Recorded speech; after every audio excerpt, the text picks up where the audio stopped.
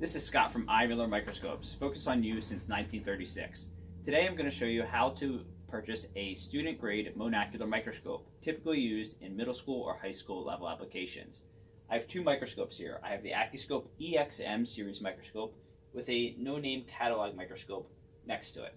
Typically they're about the same price, but as you can see, you're going to get a much larger, full-size microscope with this Microscope compared to a smaller, more compact, and almost more toyish microscope. Some important things you want to look for and take into consideration when purchasing a student microscope is that you want the eyepiece to be locked in. This way students can't take the eyepiece out, tamper with it, or lose it. You also want to look for a microscope that has a head that can rotate 360 degrees without having to loosen a screw. This is great for storage or for sharing.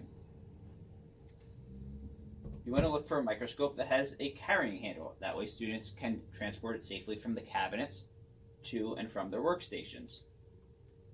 You should also look for a cord wrap. That way you can keep the cord nice and tidy at the end of the day.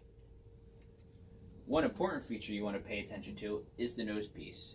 You want a reversed nose piece, which means the objectives that are not in use are facing backwards compared to one that is facing forwards. This way students cannot tamper with the front lens of the microscope.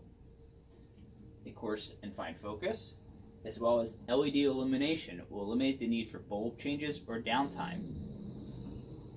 If you have any questions regarding microscopes, please give us a call, 215-925-2285, or visit us online at imillermicroscopes.com.